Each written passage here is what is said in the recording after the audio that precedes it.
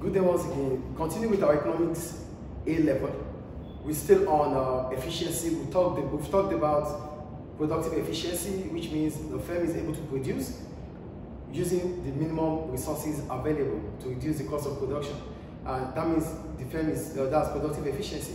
And there's also productive efficiency within an economy, where the economy is able to use its resources, the existing resources, judiciously. And there's allocative efficiency, which simply means that resources or goods and services are produced to meet up with the welfare of the consumers. That is allocative efficiency. So today we are going into dynamic efficiency. So dynamic efficiency is different from productive and allocative efficiency. Why are they different? They are different because both productive and allocative efficiency are static efficiency. I'm going to explain what static efficiency is afterwards. And for dynamic efficiency, it talks about development of new process, development of new capabilities, development of new products and processes. That's what I call it dynamic efficiency. So basically, when we talk about dynamic efficiency, I'm going to read and I'll explain. For dynamic efficiency, there is dynamic efficiency in an economy where resources are allocated efficiently over time. Productive and allocative efficiency, in contrast, are examples of static efficiency. So look at it here. For dynamic efficiency, it simply talks about how we can allocate efficient or how we can allocate resources in the long term and over a period of time. But for both allocative and productive efficiency, they are static. Why are they called static efficiency? They are static efficiency because it deals with the refinement of existing products, existing processes, existing capabilities. So it's just about doing the same thing every now and then. There's no point, there's no forward thinking. So for both productive and allocative efficiency, there's no forward thinking. It's all about what we have now, what we have presently. So it's just about refining it, refining our production, refining our processes, that's the method of carrying out the production, and refining our capabilities. We are not trying to find new capabilities. That's why it is different from dynamic efficiency. For dynamic efficiency, it simply talks about development of new products, development of new processes, development of new capabilities. So we'll go further then you understand more. This is efficiency at a point in time. One example of dynamic efficiency concerns the rate of investment.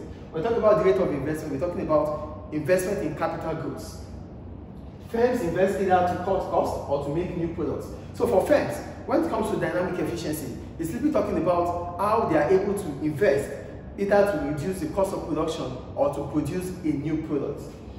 Firms, investment can be in research and development. And when we talk about research and development, we are trying to find out new ways of doing things, new technology, technological advancement.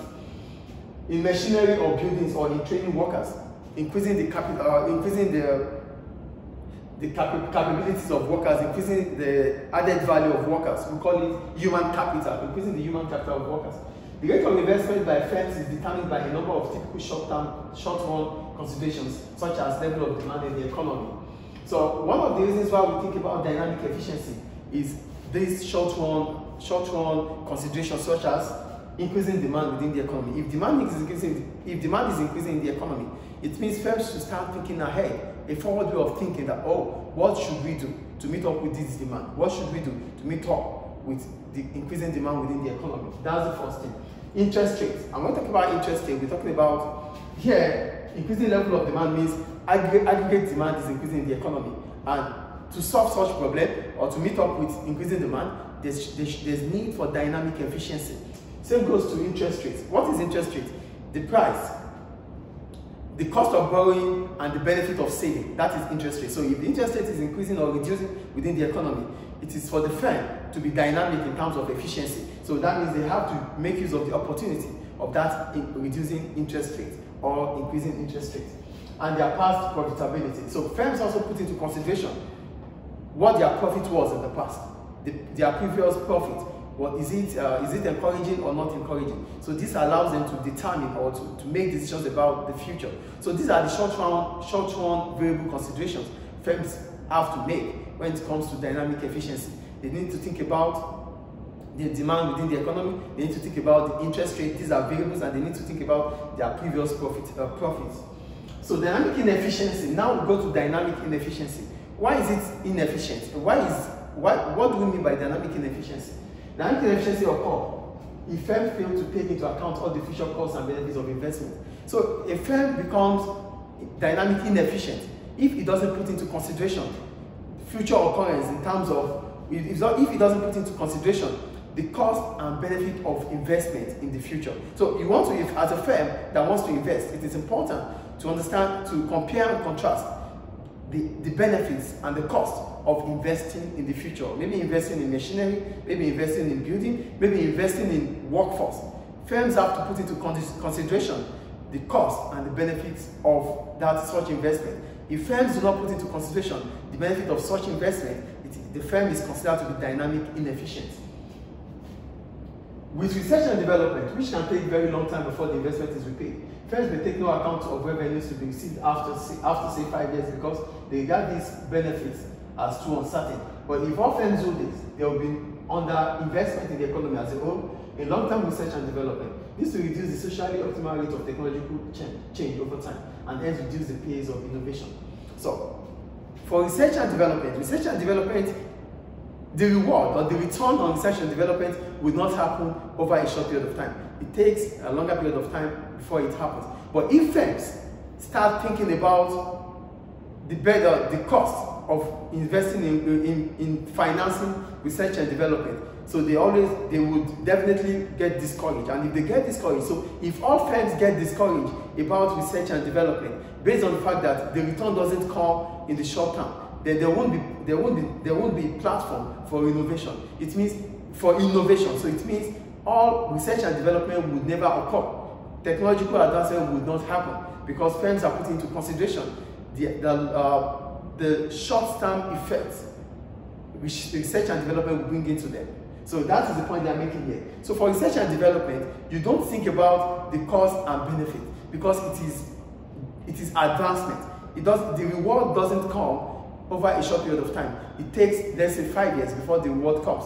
But one of the advantages about research and development is that a firm can easily have a copyright on it. It could easily have what we call, in business we call it trademark about research and development.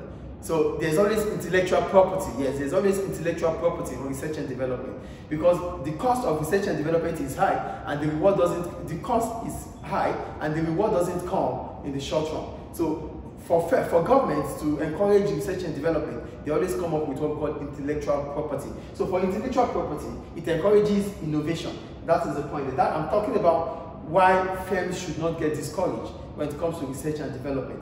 Firms normally would get discouraged because research and development would not be, the reward doesn't come in the short run. It comes over a period of time, which let's say 5 years. And for firms might get discouraged when it comes to getting rewards for investment after 5 years. So as a result of that, all firms might fall back on research and development. And if there's no research and development, there won't be any way the economy will be advanced in terms of technology. So as a result, the only way out is government encouraging intellectual property. So with intellectual property, so your invention, your idea will be kept and you will be able to make return on your idea for over a long period of time before every other people or every other firms or your competitors can tap into your own idea.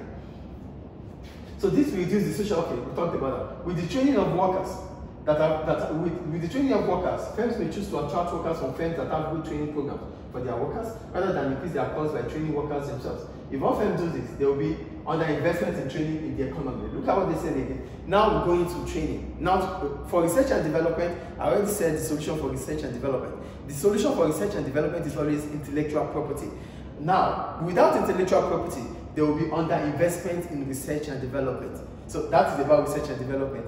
Then now go to training. They said, with the training of workers, firms may choose to attract workers from firms that have good training programs for their workers, rather than increase their costs by training workers themselves. If all firms do this, they will also be under investment in training in the economy.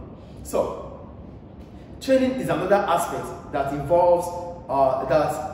It involves a higher cost. As a result, firms might not be willing to invest in training their workers. Rather, they target other firms that have invested in training or that have training programs that have rich training programs that can improve the workforce, that can improve their members of staff. As a result, firms will stop investing on training. Rather, they will target those workers that have been trained by other firms, and this will bring about underinvestment in training. So we talked about two things about dynamic efficiency. Dynamic efficiency will occur if firms start thinking ahead of time, are thinking about the long term, thinking about the future generation. This is what dynamic efficiency is about. Then there's dynamic inefficiency, when firms stop forward thinking, start thinking about underinvestment. They don't want to invest in training because others are training. Then they target those workers that have been trained. So they do not want to train. That reduces, they want to reduce their own costs. Firms want to stop investing in research and development because they felt the reward for research and development takes a longer time before it returns to them.